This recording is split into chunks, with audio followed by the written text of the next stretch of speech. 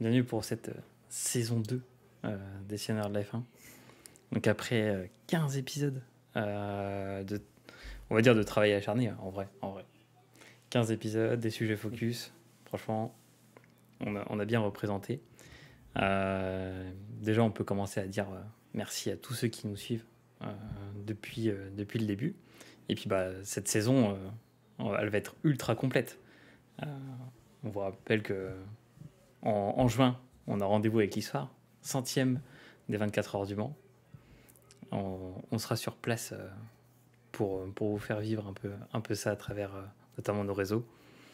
Et puis cette saison, c'est un peu aussi la saison de la F1 avec une team 100% française, Alpine. On aura, je pense, l'occasion d'en parler au travers de toute cette saison.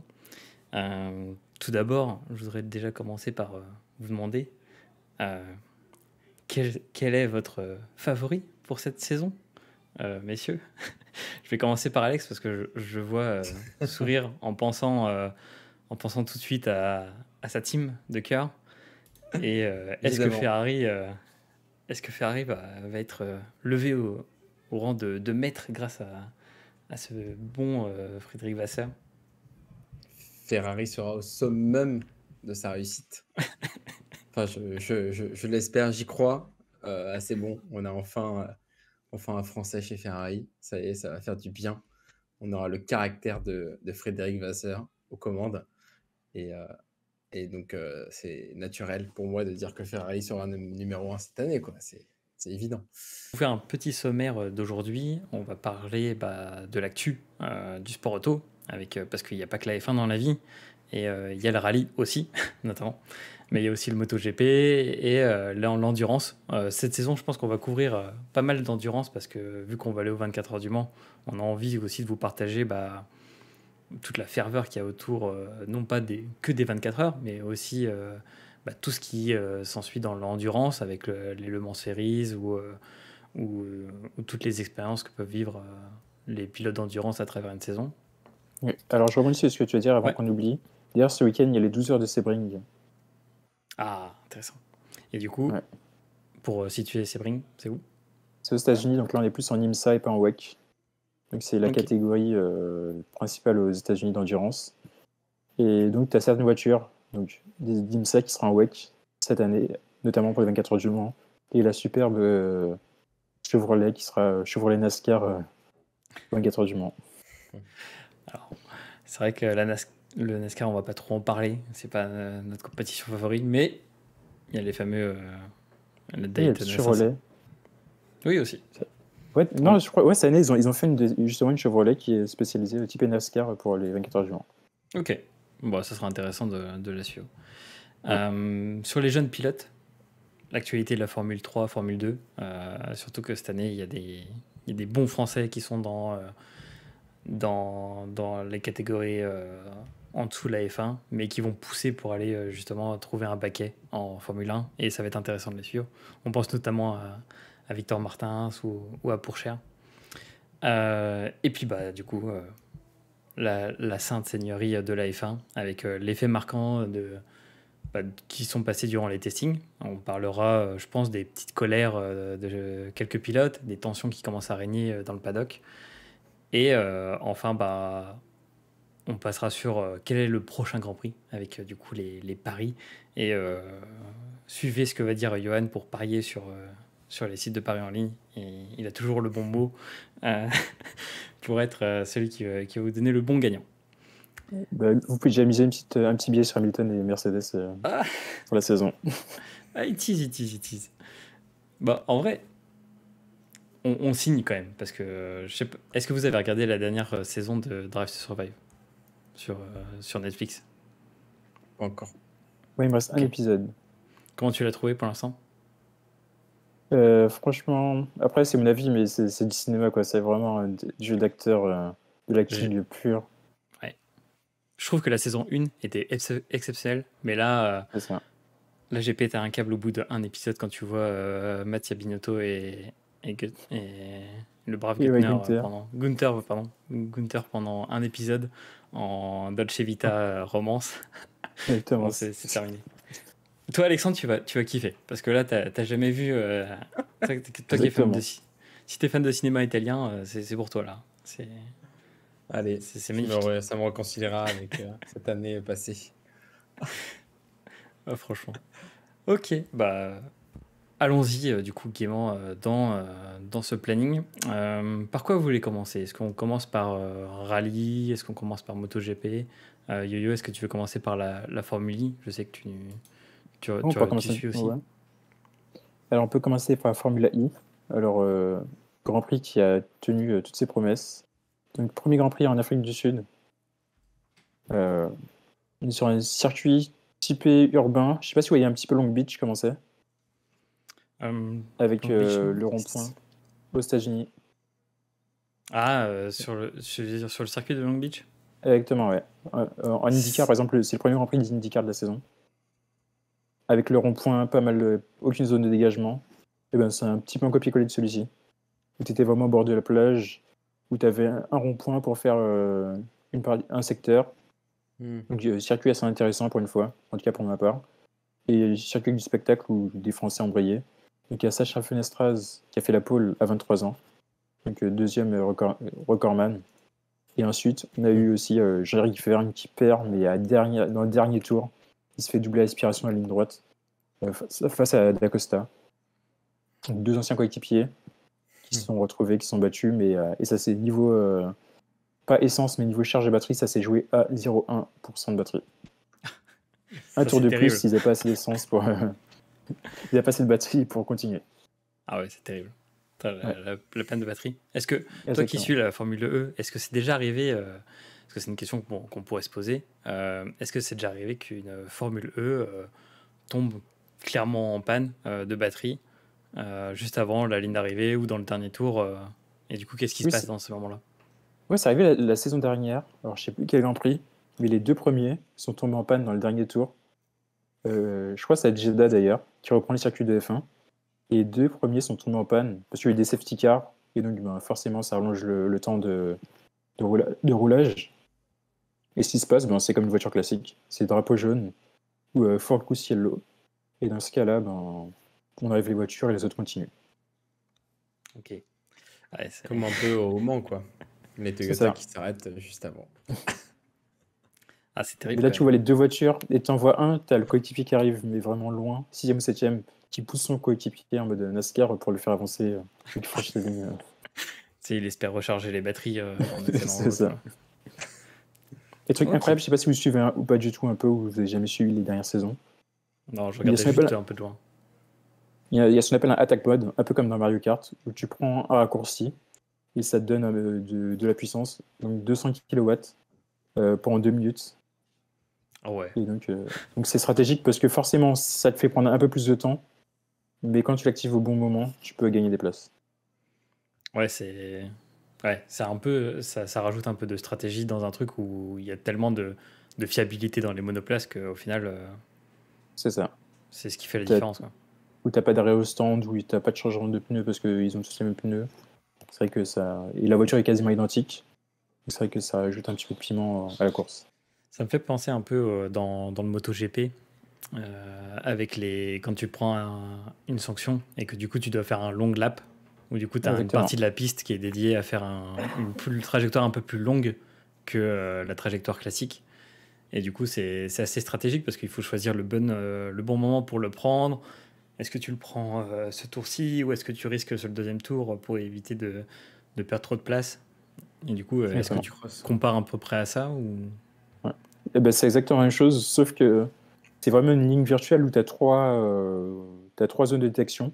Et si tu loupes deux des zones de détection par rapport à la troisième, et ben, c'est pas comptabilisé, alors que tu étais dans la bonne trajectoire.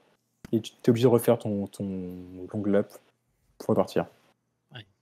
Ça fait on dirait un peu le DRS, mais en mode encore plus stratégique. C'est ça. Ok. Bon, très Et intéressant. en plus stratégique et vraiment nul, c'est le fan boost. Je sais pas si c'est ce que c'est. En gros, Non. les fans votent avant la course et les trois Mais non. premiers qui sont allés vote ont un boost pendant la course. Mais c'est abusé. Oui. Les Généralement, sur trop, les quoi. mêmes qui gagnent, c'est Da Costa, c'est Vergne, les pilotes de F1, quoi. Ah ouais, en gros, si tu mets ça en F1, tout le marketing va se baser sur ça, quoi. C'est ça. Ah, il y aurait, bah Toute déjà, on émission sait que les sur Hollandais, Tsunoda. tous les Hollandais qui vont voter pour Verstappen. Pour Max. Quoique, cette année, ils pourraient voter pour aussi peut-être un autre. Ce qui Genre est tout le autorisé. peuple italien, t'inquiète pas, qui va voter pour Charles Leclerc. Eh ben, merci pour la Formule E. Sur le côté endurance, il y avait du coup la liste qui est apparue pour les sélections. Du coup, la liste d'entrée pour les 24 heures du Mans. Donc là, très intéressant, ça nous permet de voir du coup quelles vont être les équipes avec les pilotes pour les centièmes 24 heures du Mans. Petite dédicace où on voit Jacques Villeneuve dans la Van Vol Racing. Ouais. Donc ça va être intéressant. Mais là, c'est le grand retour des 24 heures du Mans. Enfin, toi, Guillaume, qui suit l'endurance, avec vraiment Ferrari, les Peugeot, Cadillac, Exactement. Porsche. Là, Porsche. ça va se tirer la bourre. J'espère juste que ce sera pas un bid où les Toyota vont pas encore gagner comme on a pu le voir l'année dernière à Monza ou problème de fiabilité pour les autres. Parce que c'est vrai qu'on parle d'endurance, mais c'est vraiment sur les années que ça se construit. Et les 24 heures du Mans, ça se prépare pas comme les autres courses. Qui sont sur Ouais. 6 heures, 12 heures. Mais c'est vrai que j'espère que ça va se tirer la bourre. Et que même si on a deux Toyota en première position, derrière, pour la troisième place, ça va se battre. Ok. Ouais, parce que ce qu'il faut dire, c'est que c'est une épreuve mythique qui dure 24 heures et que la plupart du championnat endurance, c'est en 6, 9, 12 heures Ouais. max. Et que là, 24 heures, au-delà de la performance, faut être ultra fiable dans tout ce que tu entreprends, quoi. Je retiens qu'il n'y a plus Alpine quand même derrière. Ah oui, Ils sont LP2, non? ils sont à la MP2, ouais, je crois. Non, c'est que de l'Oreca. Hein. Ouais, Oreca. Ouais, mais ils ont pris une Oreca, C'était- je crois, pour la saison prochaine. Oui, ils sont là, Comme regarde. l'année Alpine dernière, Elf Team. c'était- Exactement, ouais. Ils sont L'année dernière, dans ils avaient une le 35. dérogation. Hmm. Hmm. Et après, franchement, Voilà, du coup, si on tient un peu les comptes, si Ferrari marche bien aussi en F1, Ferrari pourrait faire vu qu'ils vont être en hypercar du coup pendant les 24 heures, ils pourraient faire les 24 heures et par exemple le Grand Prix de Monaco ou un Grand Prix mythique de gagner dans 2 catégories reines du sport auto, quoi. Un petit Ah, doublé. Tu remarqueras le petit pilote Giovinazzi chez Ferrari. Si ça vaut Ah, la mais peine ça- de quelqu'un. ça fait plaisir. Bah, de toute façon, La quand retraite. tu vois en Formule I, enfin Formule E, tu vois Jean-Éric Vierne qui a fait de la F1 aussi. Hein. Ouais. Donc il y a de quoi te recycler, on va dire. Tout le monde n'est pas Hülkenberg à revenir un peu des entrailles pour concourir. Très bien. Maintenant, c'est aussi ce mois de mars le lancement de la saison de MotoGP.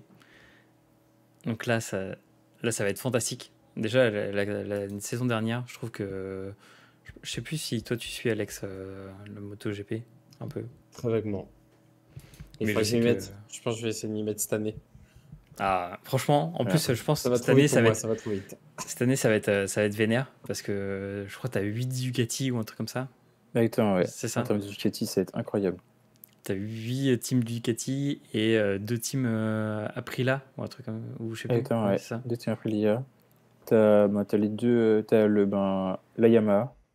Là, Les deux Yamaha. Yamaha aussi avec officiel et satellite. Et par Oui. contre, après, t'as Honda. Oui, parce que pour ceux qui nous écoutent, du coup, on dit 8 Ducati, c'est parce qu'il y a 8 teams qui sont avec le motoriste Ducati. Et il y a une team, ce qu'on va appeler officielle.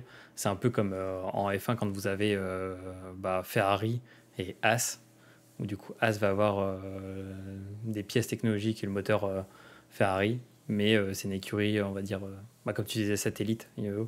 Ouais. Et alors que l'écurie même Rennes Ferrari existe.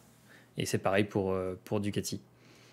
Donc Exactement. franchement, si tu as envie de te mettre à la MotoGP cette année, Alex, je pense que c'est le bon moment. Parce que là, ça va envoyer du fat. Surtout que je trouve qu'il y a une bonne couverture en ce moment médiatique, une bonne popularité de la MotoGP, qui, contrairement à la F1, se préserve un peu des investissements un peu douteux qui arrivent sur le plateau, des règles un peu bizarres, des Ouais. restrictions.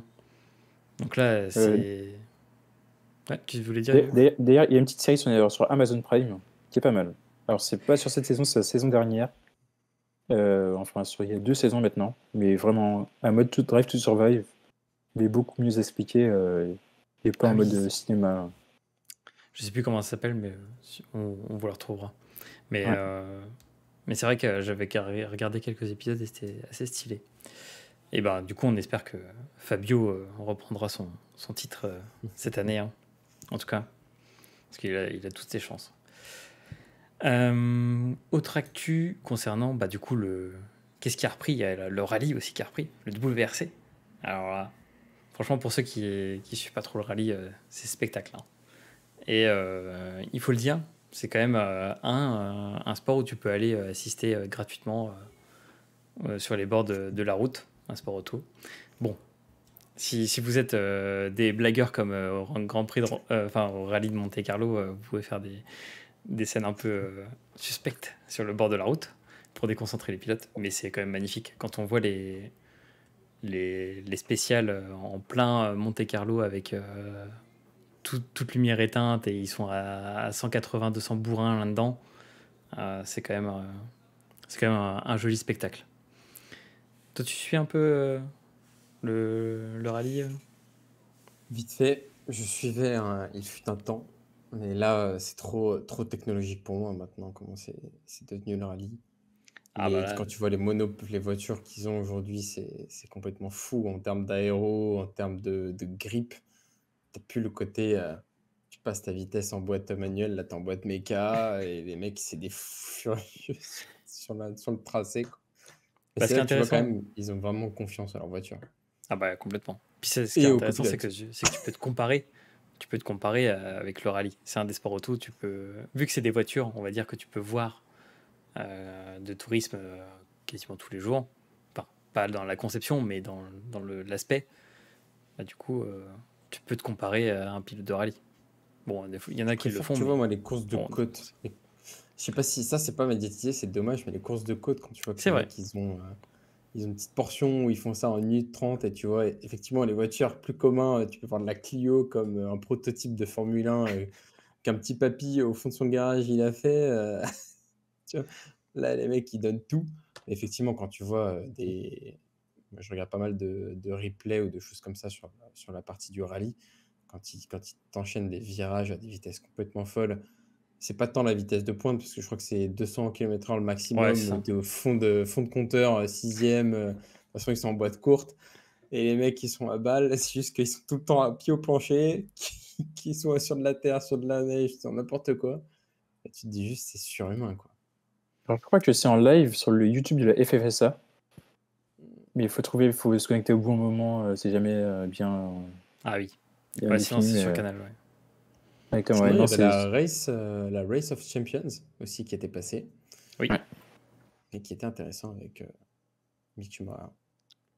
Pour ceux qui ne connaissent pas, la Race of Champions, tous les ans, des champions de diverses catégories ou des anciennes gloires, parce que du coup, il y a des anciennes gloires, se confrontent. Du coup, ça fait 3 ans que c'est sur la glace, là. Enfin, Ouais. une glace-neige. Et franchement, ça envoie parce qu'il y a des comparaisons avec des modèles, on va dire, classiques de rallye, des anciens modèles. Vous avez aussi des courses avec des modèles électriques. Donc, c'est assez intéressant de regarder pour l'aspect aussi compétitif parce que le circuit est assez stylé. Très bien, très bien. Maintenant, c'est le moment de grimper un peu pour aller tendre vers la F1. La F3. On va parler F3 et F2 avec les jeunes pousses de la Formule, on va dire de la série Formule. Donc, en F3, qu'est-ce qu'on a de beau cette année?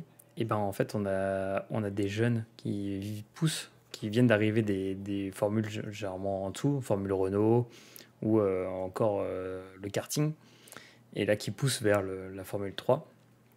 Mais on a aussi des gens qui sont, enfin des jeunes qui sont là, on va dire depuis quelques saisons et qui sont du coup à des pilotes à confirmer.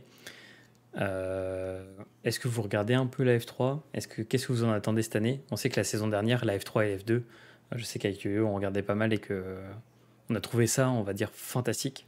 Des fois mieux que la F1. Est-ce que vous regardez et est-ce que vous attendez à quelque chose? Je pense notamment à Alex. Moi, j'avoue que cette année, j'ai envie de m'y mettre. Je me suis mis des petits rappels pour regarder ça plus tôt. Puisque c'est vraiment en avance, Ouais, c'est ça. c'est les mêmes jours, mais un peu plus en avance ou comme ça. Et ce qui est intéressant, c'est que tu as déjà plus de monde sur la grille. C'est des petits jeunes fougueux, donc ils ont la rage de vaincre. C'est des mini Verstappen, on va dire. Et, et lancer tant de monde sur un circuit, je pense que ça doit être pas mal. Et surtout que c'est beaucoup plus équilibré qu'en Formule 1, quoi. Comme la F2 l'année dernière, où en fait c'était plus plaisant, limite, dans certains Grands Prix, de regarder de la F2 que la F1, quoi. C'est Mais très oui, donc intéressant que tu avec dises ça. plaisir de se faire des petites sessions de F3 et de F2 commun, À comme 9h on du dit, mat, et allez hop. à 9h du Ouais, matin, un dimanche, let's go. Non, mais c'est intéressant que tu dises un peu plus équilibré parce que c'est tout l'attrait de la F3 et la F2. C'est qu'en fait, vous avez les mêmes monoplaces en termes de puissance et on va dire, de caractéristiques techniques. C'est après toute la science du pilote, mais aussi de l'écurie, de concevoir en fait une voiture dédiée vraiment à leur jeune pilote. Et j'écoutais tout à l'heure Victor Martins, qui du coup pilotait en F3 et maintenant qui est passé en F2, qui était sur le live de Anna Honner et qui disait que on lui avait dit que le passage en F3 de la F3 à la F2 c'était brutal parce que tu avais une voiture qui était en F2 quasiment inconduisible tellement elle était lourde, plus lourde qu'en F3 et que ça devenait un peu compliqué de tout maîtriser et qu'en F3 tu avais l'habitude parce que du coup ça ressemble un peu plus à du kart mais c'est en formule, en formule et du coup tu te retrouves avec un kart un peu plus puissant mais avec les sensations de glisse. Et d'ailleurs, je pense que Yo pourra tester, mais c'est un peu ce qu'on voit d'habitude en F3, où du coup, tu as l'impression que les voitures, mais sur les virages, elles glissent un tout petit peu, et eux, ils peuvent emmener un peu le corps pour... Enfin, ils ont ces réflexes-là. ouais, Alors quand tu exactement. passes en F2, c'est beaucoup plus lourd. Tu sens que là, tu es juste avant la F1, quoi. Ouais, je confirme ce que tu dis. Euh, D'ailleurs, on peut tester les F2 sur le jeu F1 2022. Et on peut voir les différences entre une F1 et une F2. Le poids de la voiture, la vitesse. Et par contre, ouais, moi j'aime bien, personnellement. Alors j'aime bien regarder tout, je regarde tout moi. C'est-à-dire la course à sprint et la course, la longue course. Parce qu'on peut voir des pilotes maîtriser la course à sprint, sachant qu'après on fait une grille inversée avec les 10 premiers Mm. le dimanche. Et donc là, il y a forcément du spectacle où tu vois les meilleurs rattraper les autres, les dépasser. Et des fois, on se retrouve avec des crashs improbables. Parce que comme vous dites depuis tout à l'heure, c'est des jeunes fougueux. Des dépassements qu'on ne verra jamais en F1, il y en a qui le font. Les mecs n'ont clairement rien à perdre. Et puis, c'est des jeunes talents, quoi.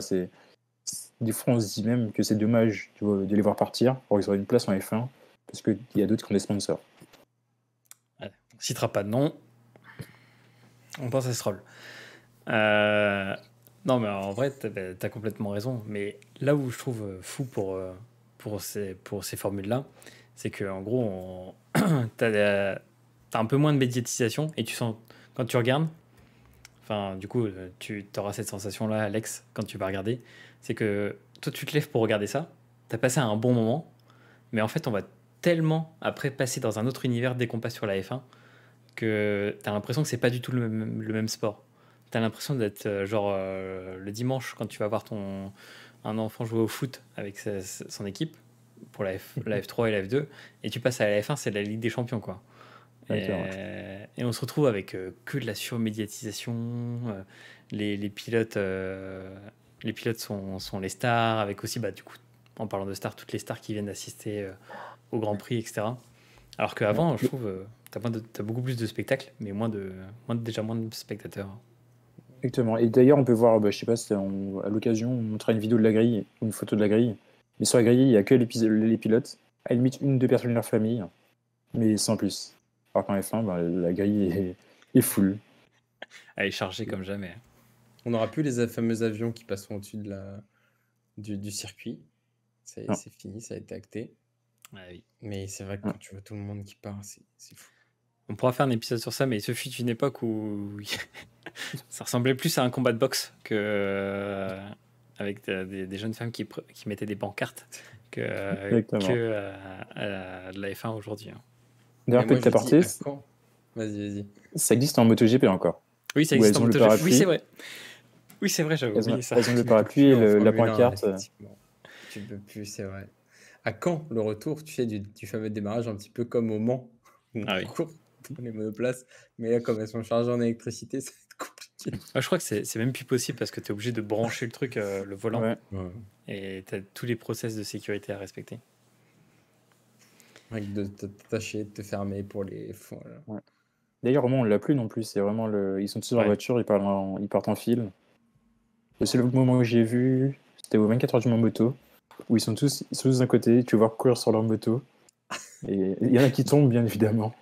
Mais ils courent tous sur les grilles, ils vont chercher leur moto. Leur moto, elle démarre pas, c'est un sketch. Ouais, ça c'est excellent quand même.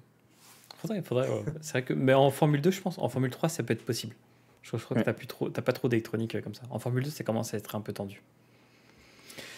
Trop bien. En tout cas, cette saison, on donne de la force à Théo Pourchaire et Victor Martins qui sont dans la team Art Grand Prix et qui, on espère, va performer.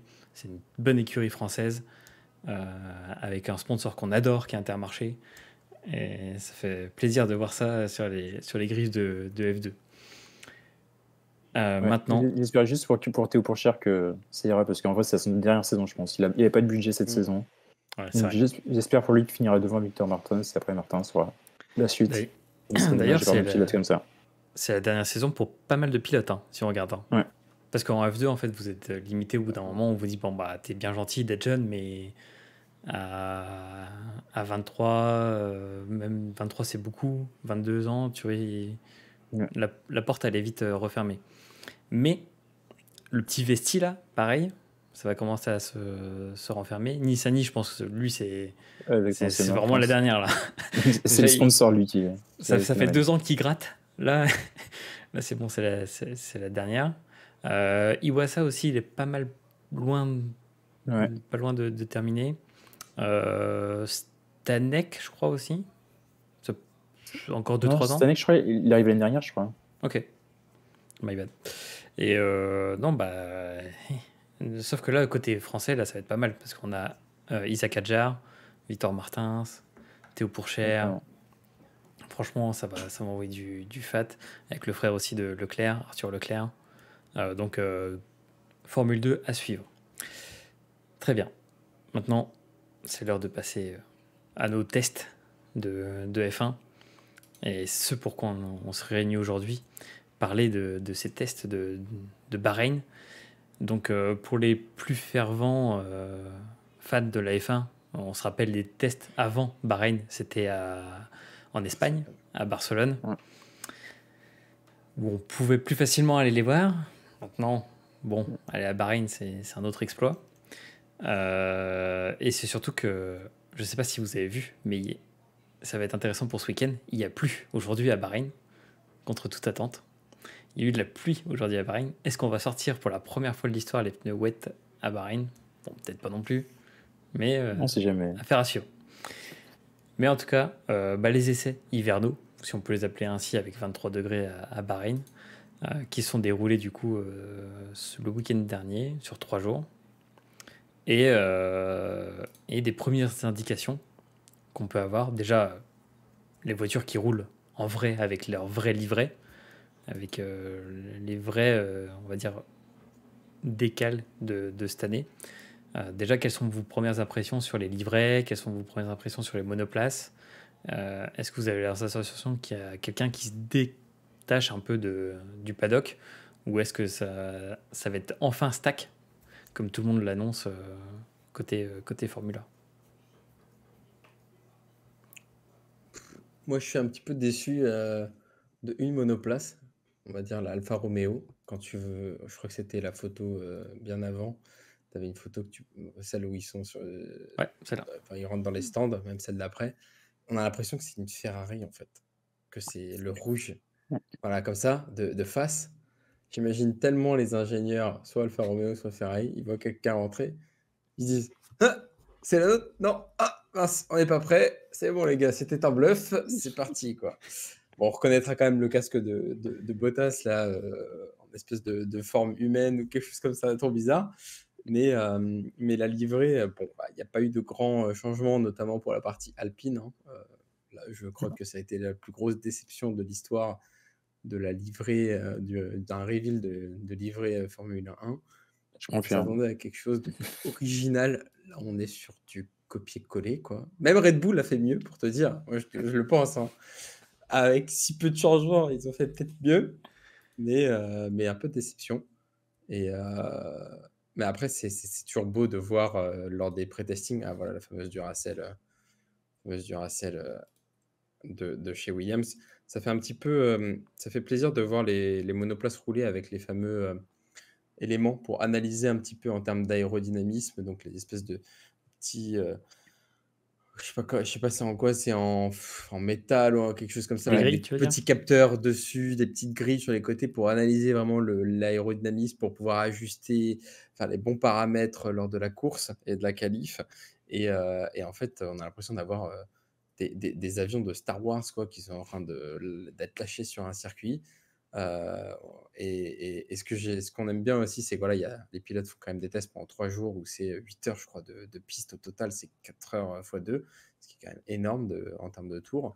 Et, euh, et j'aime bien quand il reste 5 minutes, bah voilà, ils font tous un top départ sur la grille et c'est une sorte de mini bataille. Et donc, tu vois déjà un peu les premiers effets de l'aérodynamisme et de l'aspiration, du DRS, ce genre de choses. Et ça promet un petit peu, quoi. Mais sinon, pas de grand changement côté livré, quoi. C'est la classique, si ce n'est quand même As qui décide de revenir à l'époque de Magnussen et Grosjean, quoi. Je sais pas si c'est un petit clin d'œil, mais C'est le mais, retour du full noir chez As, ouais. Ouais. Bah le après, on va full dire black qu'ils chez ont perdu, Mercedes. ils ont perdu quand même leur sponsor avec du Mm. coup la crise Ukraine-Russie. Du coup, ils ont perdu. Le C'était caddie. quoi? Ouais. Raquel Kelly, Ouais. avec notamment leur pilote qui était Mazepin, et dont son père est proche de Poutine. Donc là, d'ailleurs, on le voit dans Drive to Survive, où du coup, il dit oh, faut là que ça tombe sur nous. Et un mode drama, bien évidemment. Ouais, bah, bien sûr. Où il dit oui, il veut pas plus voir du russe du tout, donc forcément. Oui. Il lâche une punchline comme ça, tu fais oula, Ouais. coupez-le. Ouais, non, mais t'as raison sur les livrets. Et d'ailleurs, bah, si on peut faire un comparatif, ça c'est de la Ferrari. Donc, du coup, là, on voit le Ferrari, bien le rouge Ferrari. Et si on revient juste après sur une photo là où on peut confondre, ça c'est l'Alpha. Et du coup, on se dit, mais c'est la Ferrari en fait. Ouais. Et ça, c'est une question qu'on pourrait se poser. C'est est-ce que, d'ailleurs, tout à l'heure, tu citais un très bon exemple. Est-ce que quand tu es mécano, est-ce que tu peux paniquer en voyant une voiture qui ressemble drôlement à la tienne rentrer comme ça dans les stands et faire les mauvaises consignes d'équipe? Je te prends un exemple, hein, il suffit que ta radio soit coupée ou que tu aies une consigne qui te dit rentre au stand. Finalement, non. Finalement, oui. Genre du Lewis Hamilton, stay out, stay in, comme ça. Où là, tu te dis, bon, bah, est-ce qu'il l'a fait, est-ce qu'il l'a pas fait? En même temps, tout le monde peut-être s'est engouffré dans les stands. Où tu te dis, bon, où il suffit juste d'un accident et qu'il y ait eu les voitures soient collées. Et en fait, tu sais plus dans quel ordre c'est. Admettons, il y a une pénalité ou ce genre de choses. Mais je voulais juste revenir sur un élément, j'avais complètement oublié, mais ce qui était hyper intéressant, c'est qu'on oublie souvent que lors des essais de pré-testing, il y a des nouveautés qui sont appliquées sur les monoplaces. Normalement, c'était Mercedes qui adore faire des petites choses. Et là, cette année, c'était Ferrari, avec une espèce de petite bulle à l'avant qui se déforme avec la vitesse, une sorte de pliage du carbone. Ça fait une bulle qui se plie à forte vitesse et qui se redéplie, qui revient normal à faible vitesse pour optimiser ça. Et bah, bien évidemment, maintenant, comme Netflix a bien démocratisé ce sport, et il y a des plaintes qui se sont levées et qui ont forcé Ferrari à enlever ça, quoi. Donc bon, c'était la petite aparté, quoi. Ouais. Ouais. Je crois Ouais, que c'est c'est vrai que Identico System qui avait proposé quasiment identique celui de Mercedes l'an dernier. Mais Bah, ils on a avaient eu Mercedes un. avec le fameux DAS, là. Exactement, ouais. Tu tirais, tu avais les roues qui convergeaient pour aller plus vite, ce qui était complètement fou. Là, tu as Mais je crois l'espèce de petite qu'ils bulle qui était vraiment incroyable. ont fait une photo où tu as un système comme ça aussi à l'arrière côté Ferrari. Donc, du coup, sur la ligne droite, Mm. il y a un truc qui se rétrécit et ça permet d'aller plus vite. C'est malin quand même, hein. Ouais. Mais à retenir quand même, c'est que dans ce que tu présentais tout à l'heure, c'est les monoplaces qui ont gagné en termes de secondes par rapport à l'année dernière. Tu vois quand même Red Bull, malgré le budget cap, ils sont toujours au-dessus de Ferrari, quoi. Une seconde 4. Bon, Ouais. Williams, ils avaient quand même un train de retard, hein, derrière. Moi, ce qui me choque le plus, ça va être Aston Martin, effectivement, quand même 2 secondes 3 de mieux, Ouais. en sachant que c'était quand même assez performant, ça promet cette année. Mais quand tu vois que Red Bull, ils sont pas trop mal, en ayant le Alors en budget plus, limite et en étant déjà la voiture la plus rapide du paddock, ah, vraiment, ça fait peur, hein. ce qu'il faut dire, c'est que sur les testings, parce que ça en va de la data, de dire ah ils ont fait tant, etc. C'est bien de comparer, mais ce qu'il faut dire aussi, c'est que pendant les périodes de test, bah, c'est aussi un grand enjeu de bluff, parce que du coup tu charges les voitures à fond en termes de poids. Il y a même des voitures qui sont lestées, on rajoute du poids à côté du pilote pour voir ce que ça fait. Si on met plus de poids, est-ce que ça améliore les perfs? Est-ce que ça les diminue? Comment ça les diminue? Et en fait, il y a même des ingénieurs qui font ça, qui mettent un poids qui ne communique à personne. Comme ça, en fait, les écuries adverses, quand elles vont comparer les données, elles vont se dire ah, t'as vu, on est plus performant qu'eux, etc. Sauf qu'ils ne savent pas du tout le poids qu'ils ont mis en plus dans la monoplace. Et t'as même, je crois que c'est lors du testing, ils en parlaient sur notamment Canal+, où ils vont abaisser, rehausser la voiture pour voir ce que ça fait, combien tu peux perdre, combien tu peux gagner en virage, en ligne droite. Et c'est comme ça notamment que Ferrari, je crois, était la voiture la plus rapide du paddock en ligne droite. Mais dans les virages, elle perdait toutes les secondes qu'elle avait accumulées dans la ligne droite, quoi. Ouais.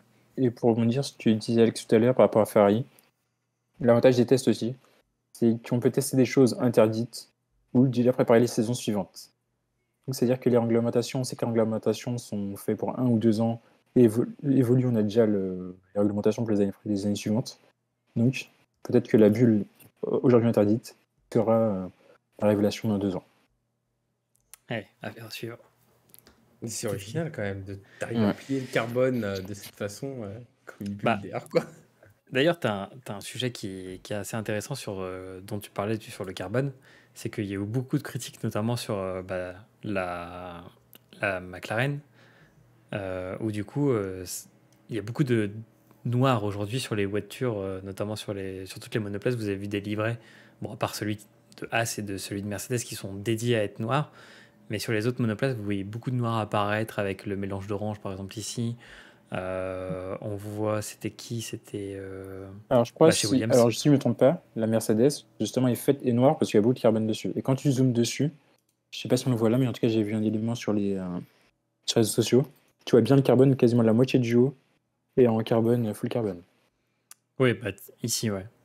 Bah, là, Ouais. on voit que, en fait, quand vous voyez du noir, c'est que tout est dédié à être plus léger. Parce que si on rajoute pas de livret, pas de décalco sur la monoplace, bah, en fait, on peut le laisser noir et ça allège encore un peu plus la monoplace.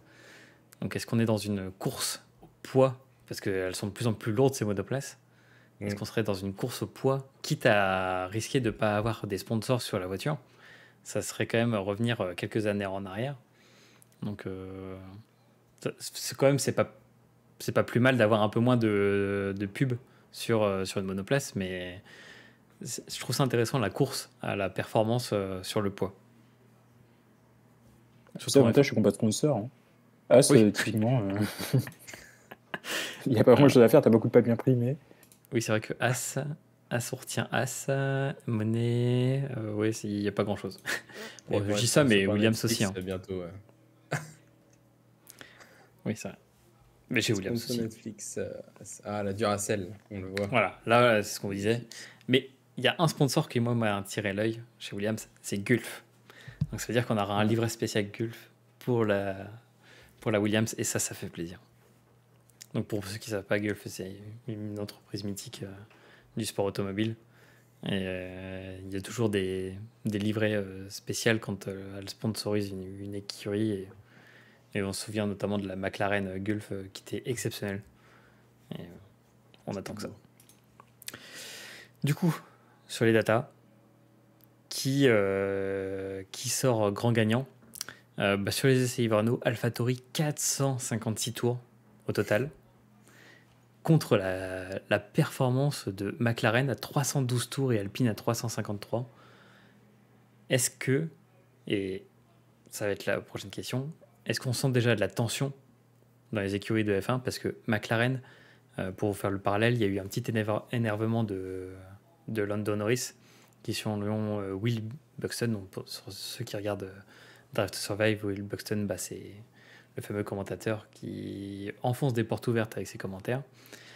Et du coup, il a vu Lando Norris taper dans un mur ou dans une porte du stand, après s'être énervé après la monoplace. Est-ce que vous pensez que McLaren va être le gros flop de cette année ? Yo-yo. Moi, je pense que c'est déjà un flop elle-même. On voit les stats qui sont arrivés. Si ça se bat pas derrière avec les As et la Williams, ce sera sûrement avec l'Alpine, mais ils ne pourront pas espérer plus. Après, je pense que c'est aussi la faute de Norris lui-même. Si un contrat jusqu'en 2025, quand c'est pas la voiture que tu auras, même si on te promet des choses, on sait que la F1 évolue vite. Et la F1 évolue vite. Un jour, t'es premier, l'autre jour, t'es dernier. En fonction des sponsors, des stratégies, de l'équipe. C'est un pari risqué de sa part aussi. On regarde Ferrari. Beaucoup de pilotes ont essayé que les Ferrari. Très peu ont réussi, alors que t'es comme chez Ferrari, avec une structure encadrée. McLaren, pareil, c'est un team mythique, encadré avec du budget. Donc tu sais aussi à quoi t'attendre quand tu signes un contrat à longue durée. Comme ça. Ouais, c'est vrai. Toi, Alex, tu vois un gros flop côté McLaren ? Moi, je m'attends rien du tout de McLaren depuis plusieurs années. Je pense que ça stagne quand même plutôt pas mal. Moi, je l'avais déjà dit lors d'un de nos précédents podcasts, c'est une voiture qui est compliquée, hein. Ce qu'avait dit Ricardo, c'est que c'était une des voitures les plus compliquées à piloter. À partir de ce moment-là, je pense que ça se ressent côté pilote.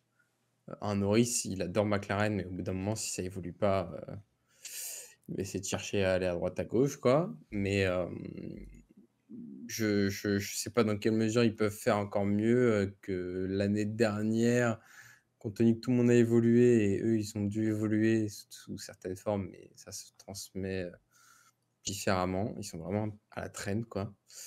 Après, c'est intéressant ton graphique là, enfin ton tableau, c'est aussi les gommes.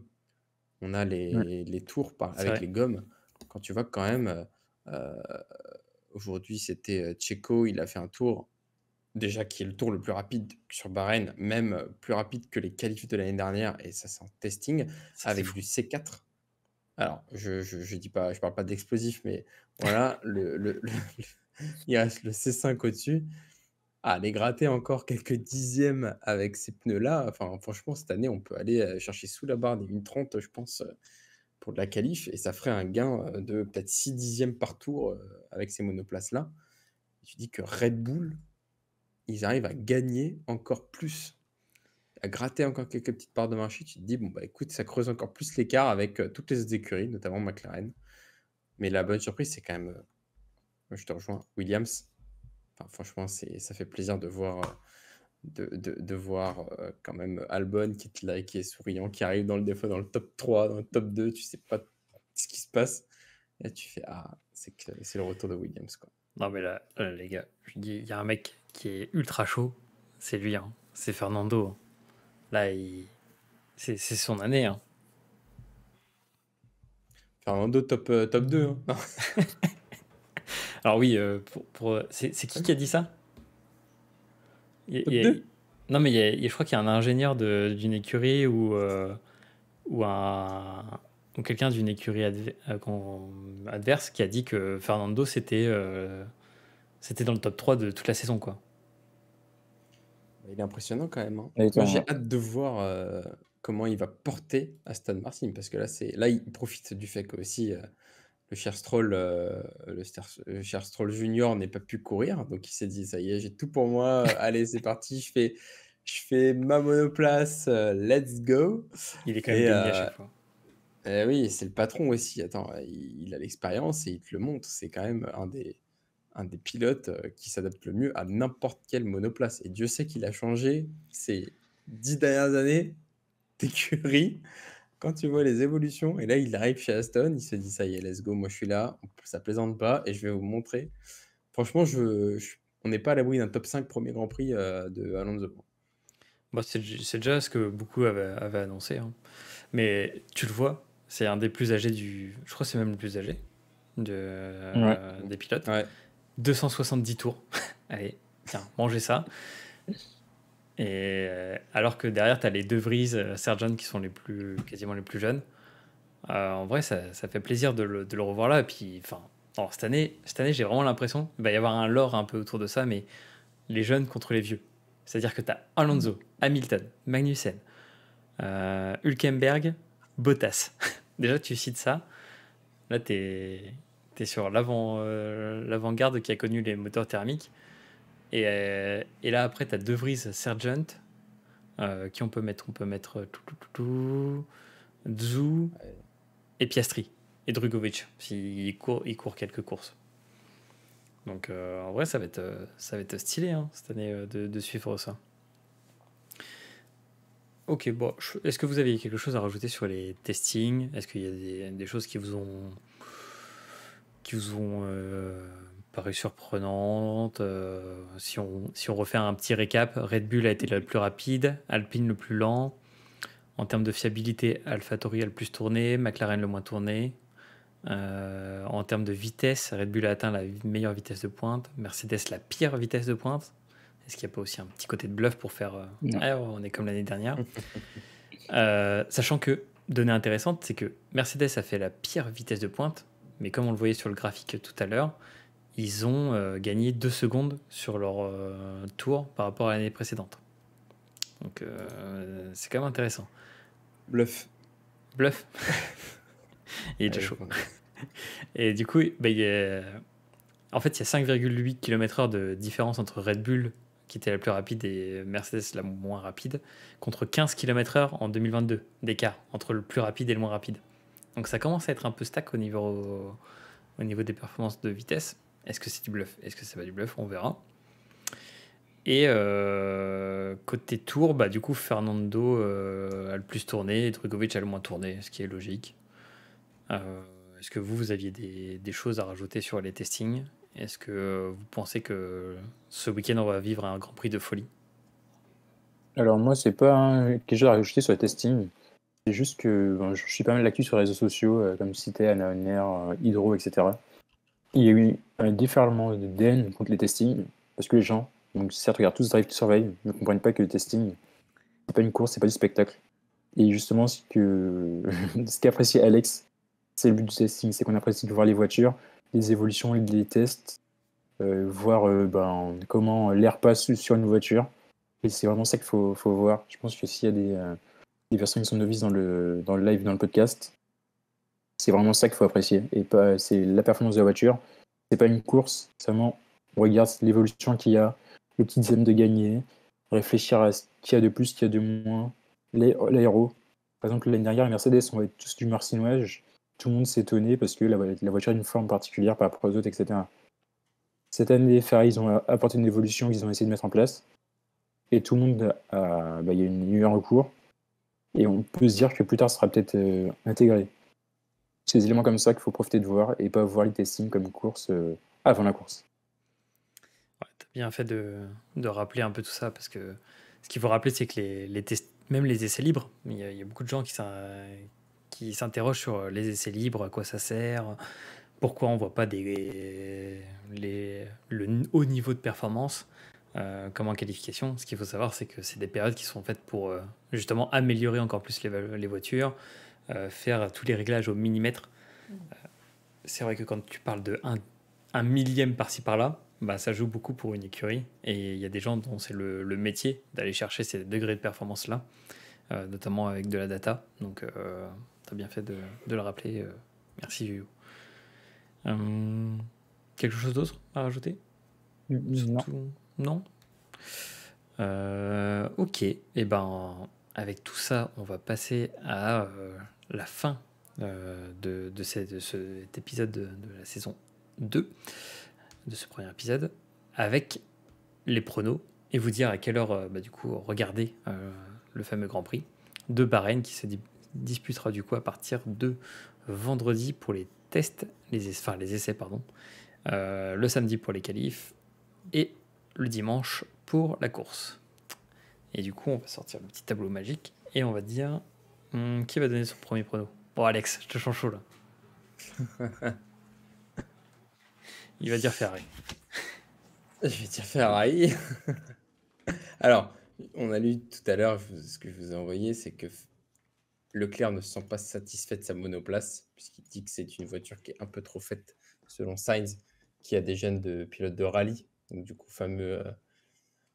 Il adore le drift, ce monsieur. Donc voilà. Après, je dirais quand même que c'est Leclerc. Parce que l'année dernière, c'était quand même. Franchement, Bahreïn, ça avait commencé l'année par un super Grand Prix. On avait eu dans la ligne droite Verstappen qui passe Leclerc, mais au virage, Leclerc surfaisait l'intérieur sur Verstappen, ça sur 3 tours. Et ça s'est joué vraiment à la fin, par contre. C'était, je me souviens, c'était le premier commentaire qu'on avait fait. Donc je dirais quand même Leclerc. Je dirais ensuite Verstappen quand même. Il n'a pas fait beaucoup de tours, mais le peu de tours qu'il a fait, le monsieur engageait déjà les premiers ou deuxième temps, quoi, en médium. Quid du soft. Et ensuite, en troisième, moi, je dirais la surprise Lewis. Lewis. Tu vois, un top 3 avec 3 monoplaces différentes, 3 écuries différentes. Et je mettrais quand même le petit Alonso en top 5, tu vois. 5e. Ah, ok. Allez. Et on te Voilà. fait la primeur de te le Mention mettre. honorable. Mention honorable, Alonso top 5. 3 bis. Il sera 3 bis, quelque chose. 3 plus. Ok. Bon, Yo-Yo, il va nous faire le bon prono. Alors, moi, première position, bonne surprise. Il va continuer sur sa lancée l'année dernière, jouer à Russell en premier. Ah ouais. Alors là, Ouais. ça me ferait plaisir. Verstappen en deuxième. Et troisième, Hamilton. Podium Mercedes. Exactement, ouais. Et après, Ah forcément, ouais. je vois bien Leclerc ou Sainz 4 ou 5. Donc tu es que les partisan du Aston bluff. Exactement, je suis partisan du bluff. Sachant que les Aston n'ont pas encore beaucoup de recul, je pense qu'au niveau fiabilité, au début de la saison, ça va être compliqué. Mais tu vois du coup les Ferrari en dehors du podium pour cette premier Grand Prix. Exactement, ouais. Donc, Ouais. compliqué. Hein. Parce que si on commence à comparer les saisons entre direct d'entrée entre Binotto et Vasseur sur t'as pas gagné le premier Grand Prix. Ouais, ça va être compliqué. Alors, moi je sais pas trop quoi penser de tout ça.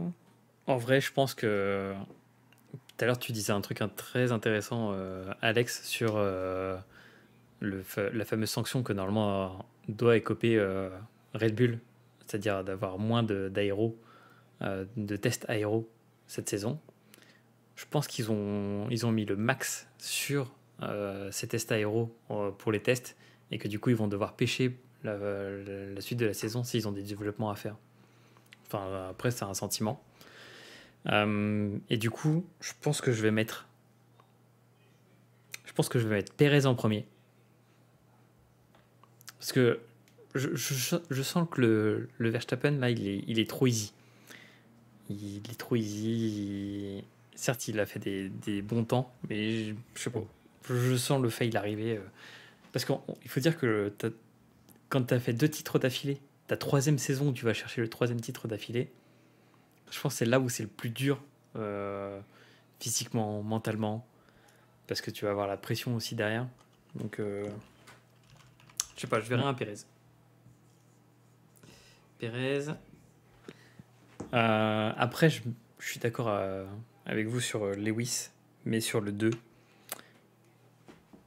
je vais quand même mettre Saints. En fait, je vais faire le top 3 des outsiders, tu vois. Saints. T'as raison avec Perez, hein, en soi. Et Il avait fait une troisième. remontada à l'époque. Hein. Ah ouais, mais en plus, c'est des circuits qu'il aime bien. J'ai l'impression. Des trucs un peu comme ça. Et, Ouais, tu veux le ouais, dire et cette saison, il n'a pas le choix en vrai. Derrière, il y a Ricardo qui est de retour. Si Perez ne performe pas, quoi, une Red Ouais, Bull 25. Hein. Exactement. Ouais, Ça, mais pilote de test, Perez, hein. pilote de réserve.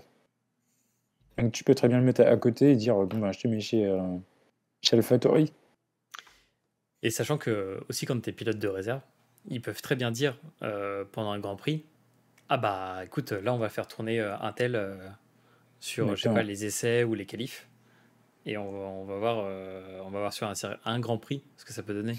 Surtout que Exactement.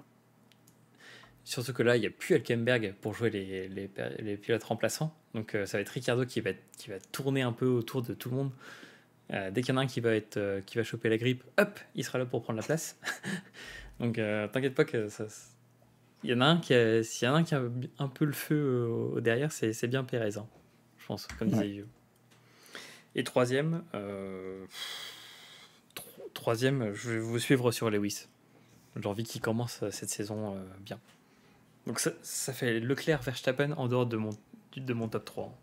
Mais on verra ce que ça donne. Second pari, est-ce que vous pensez à un petit accident en début de course?